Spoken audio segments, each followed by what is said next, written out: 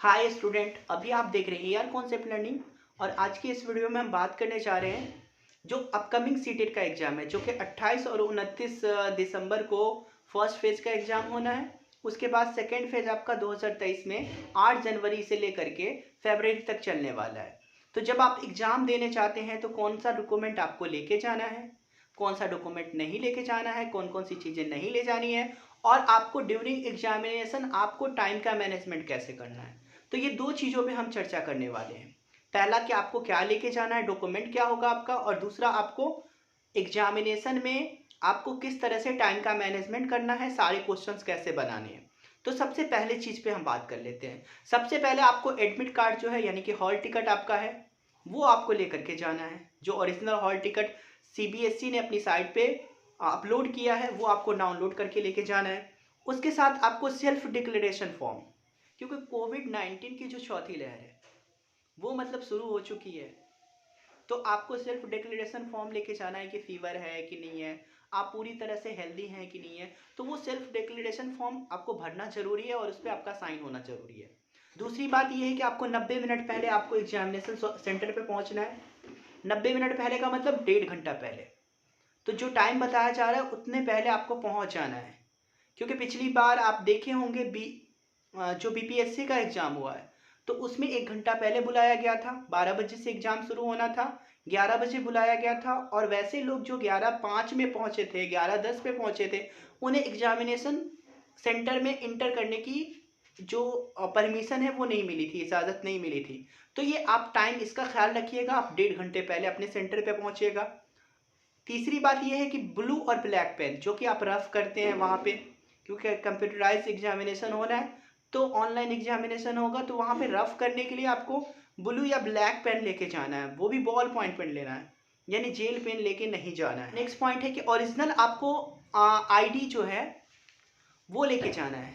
Original आपको ID proof वो लेके जाना है। अब आईडी प्रूफ में आप क्या क्या लेके जा सकते हैं तो वो भी सुन लीजिए। आईडी प्रूफ में आप पैन कार्ड लेके जा सकते हैं, आधार कार्ड लेके जा सकते हैं, ड्राइविंग लाइसेंस यानी डीएल लेके जा सकते हैं, पासपोर्ट लेके जा सकते हैं, वोटर आईडी लेके जा सकते हैं, या इसके अलावा भी कोई आपका वैलिड आईडी प्रूफ हो तो वो आप लेके जा सकते हैं। इसके अलावा कैंडिडेट अगर कोई डायबिटीज़ हो चुका है उसको, तो वो क्या कर सकते हैं, शुगर की टैबलेट लेके जा सकते हैं, चॉकलेट लेके जा सकते हैं, या कोई फ्रूट फ्रूट वगैरह या कैंडी वगैरह लेके जाना है तो वो लेके जा सकते हैं। लेकिन वो जो भी चीज़ें लेके जाएंगे वो ट्रांसपेरेंट पॉली बैग होगा, उसके अंदर आप लेके जाएंगे। नेक्स्ट है कि आपको सैनिटाइजर की बोतल यानी कि ट्रांसपेरेंट सैनिटाइजर का बोतल जो है वो आपको लेके जाना है। और आपको जो है मास्क लेके जाना है, यानी सैनिटाइजर की बोतल और मास्क लेके जाना है। ठीक है, अगर इसके अलावा कुछ एक्स्ट्रा होता है तो उसकी रिस्पॉन्सिबिलिटी सेंटर की नहीं होगी। अगर आप मोबाइल फ़ोन लेके जाते हैं और उसको कहीं पे रखते हैं तो उसका रिस्पॉन्सिबल जो है रिस्पॉन्सिबिलिटी जो है वो एग्जामिनेशन सेंटर नहीं लेगा। आपका किसी भी तरह का कोई भी प्रॉब्लम होता है तो उसकी रिस्पॉन्सिबिलिटी आपको एग्जामिनेशन सेंटर नहीं लेगा। इसके अलावा या तो ज्योमेट्री बॉक्स ले जाते हैं या पेंसिल बॉक्स ले जाते हैं, तो इन सब की रिस्पॉन्सिबिलिटी कोई नहीं लेगा। तो आपको इनका ध्यान रखना है। नेक्स्ट है कि डिसेबल्ड अगर चिल्ड्रन है तो वो अपने साथ किसी को लेके जाना चाहते हैं, या तो वो हैंडीकैप्ड हैं, लिख नहीं सकते हैं, तो लिखने के लिए अगर किसी को साथ में लेके जाना है तो आप ये जान लीजिए कि आपकी क्वालिफिकेशन से नीचे के बंदे होने चाहिए, यानी 11th-12th के बच्चों को आप अपने साथ लेके जा सकते हैं। ठीक है, तो ये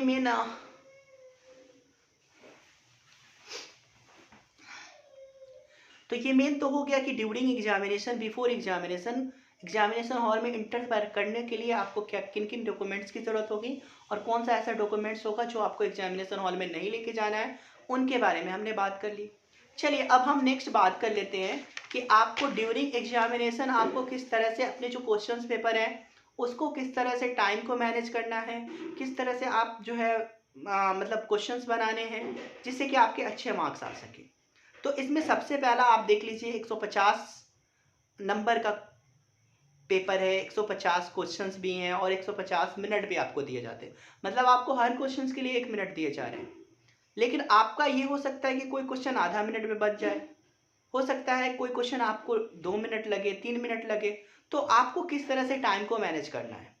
तो इसके लिए सबसे आसान जो तरीका है, आपको क्या करना है कि आपका जो पेपर सबसे आसान है, आपका जो पेपर बहुत ईजी है, आपको लगता है कि हाँ इस पेपर में हम बहुत अच्छे से कर सकते हैं, अच्छे मार्क्स ला सकते हैं, जल्दी बना सकते हैं, तो आपको उस पेपर को सबसे पहले करना है। जैसे पेडागोजी है तो आप उसको पहले कर ले, या फिर आप लैंग्वेज 1 करना चाहते हैं तो उसको सबसे पहले कर ले, लैंग्वेज 2 को करना चाहते हैं तो उसको कर ले।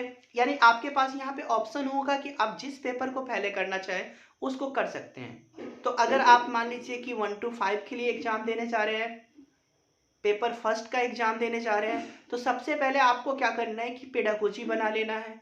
उसके बाद आपको ईवीएस यानी इन्वायरमेंटल स्टडी जो है वो बना लेना है।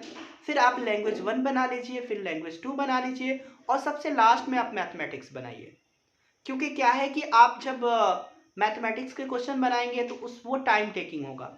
तो अगर आप पहले सारे क्वेश्चन जो है जो टाइम टेकिंग नहीं, अगर उसको आप बनाते हैं तो फिर आप मैथमेटिक्स को आसानी से बना सकते हैं। तो आपका काम काफ़ी आसान हो जाएगा और आप पूरे क्वेश्चंस को बना सकते हैं। आपको सबसे ज़्यादा फोकस इस बात पे करना है कि आपने जो लैंग्वेज 1 का सिलेक्शन किया है, अगर आपने लैंग्वेज 1 में हिंदी का सिलेक्शन किया है तो आप 91 से लेकर के 120 क्वेश्चन नंबर जो है उसका आप हिंदी बनाएंगे। वहाँ पे साफ साफ लिखा होगा भाषा 1, तो भाषा 1 में अगर आपने हिंदी लिया है तो भाषा 1 में हिंदी का क्वेश्चन आप 91 से 120 बनाएंगे। अगर आपने भाषा 2 में इंग्लिश रखा है तो उसका क्वेश्चन आपको 121 से लेकर के 150 तक का जो क्वेश्चन नंबर होगा उसको आपको बनाना है, ना कि आपको भाषा 2 में 91 से आपको जो है 120 तक बनाना है। तो इन बातों का बेहद ख्याल रखिएगा, सबसे ज़्यादा ख्याल इसी का रखिएगा, क्योंकि आपको भाषा 1 में भी हिंदी मिलेगा और आपको भाषा 2 में भी हिंदी मिलेगा, आपको भाषा 1 में भी इंग्लिश मिलेगा और भाषा 2 में भी इंग्लिश मिलेगा। तो आप वहाँ पे गलती कर जाते हैं कि भाषा 1 में अगर आपने हिंदी रखा है तो आप 90 से हिंदी ना बना करके भाषा 2 का हिंदी बना लेते हैं। तो ऐसा कन्फ्यूज़न अक्सर होता है। तो जब भी आप सीटेट का एग्ज़ाम दे रहे हो तो इन बातों को क्लियर कर लीजिए कि भाषा 1 अगर आपने हिंदी रखा है तो 91 से बनाना है, या आपने भाषा 1 अंग्रेजी रखा है तो अंग्रेजी का क्वेश्चन 91 से बनाना है। तो इन बातों का सबसे ज़्यादा आपको ख्याल रखना है। अगली बात ये है कि आपका जो क्वेश्चन टाइम टेकिंग हो उसे स्किप कर देना है। जो आपको लगे बहुत वेग है, बहुत लेंदी क्वेश्चन है, तो आप उसे छोड़कर चले जाइए, उस पर ज़्यादा टाइम बर्बाद ना कीजिए।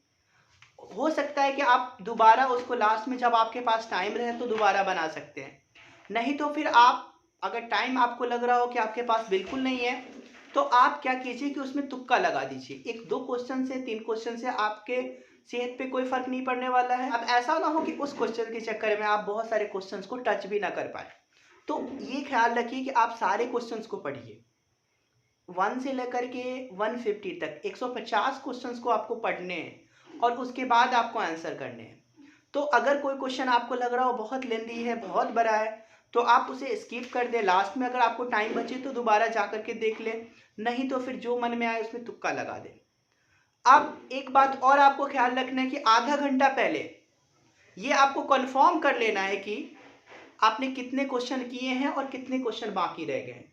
आपको ये कंफर्म कर लेना है कि आपने 2 घंटे में आपने 100 क्वेश्चन किया, 125 क्वेश्चन किया, 120 क्वेश्चन किया, 130 क्वेश्चन किया, तो ये आपको कंफर्म कर लेना है। और आप जो क्वेश्चन को स्किप करते हैं उस पर आपका ब्लू टिक रहता है, तो आप वापस जा करके जो है उस क्वेश्चन को विजिट कर सकते हैं।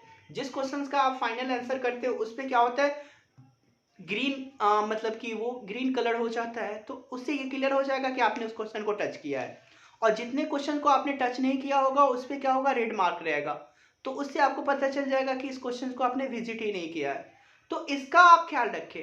अगर आपका कोई क्वेश्चन ऐसा रह रहा है जिसमें आप ने मतलब कि स्किप किया हो तो उस पर ब्लू टिक होगा, तो फिर दोबारा अगर आपके पास टाइम है तो आप उसे रिव्यू कर सकते हैं। अगर टाइम नहीं है तो आप तुक्का उस पर लगा दें, ठीक है। एक और बात है इम्पोर्टेंट जो कि आपको याद रखनी है कि ड्यूरिंग एग्जामिनेशन आपके कंप्यूटर सिस्टम जो है अगल बगल में होंगे, तो आप किसी से ज़्यादा बात ना करें।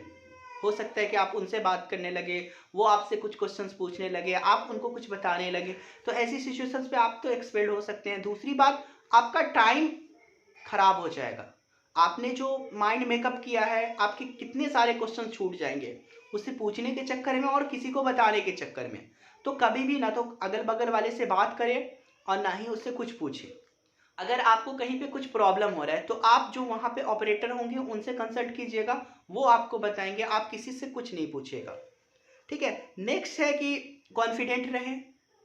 नेक्स्ट ये है कि कॉन्फिडेंट रहे, तनाव में ना रहे। तनाव लेना ही नहीं है, टेंशन लेना ही नहीं है, बहुत सारे एग्जाम होने हैं, ऊपर वाला जॉब देने वाला है, तो आपको इतनी ज़्यादा टेंशन नहीं लेनी है जिससे कि आप वहाँ पे अपने एग्जाम को ख़राब कर लें। तो ऐसा टेंशन नहीं लेना है। जिस क्वेश्चन का आपने एक बार जिस क्वेश्चन को आपने एक बार टच किया और आपको उसका आंसर नहीं मिल रहा हो तो उसको बार बार टच करने की कोशिश ना करें। आप उस पर तुक्का लगा करके आगे बढ़ जाएं। आप बार बार उसको टच करेंगे तो आपको प्रॉब्लम होगी। एक चीज़ और ख्याल रखना है आपको कि क्वेश्चन करने के बाद आपको ऐसा लगता हो पहली बार में जो आपको क्वेश्चन का आंसर सही लगता हो और बाद में फिर आप कंफ्यूजन में पड़ जाते हैं कौन सही है कौन नहीं है, तो जो आपने पहली बार में सोचा है कि ये क्वेश्चन का आंसर ये है आपके अकॉर्डिंग, तो उसी पे आप टिक करें, ना कि आप कंफ्यूजन में ज़्यादा पड़े।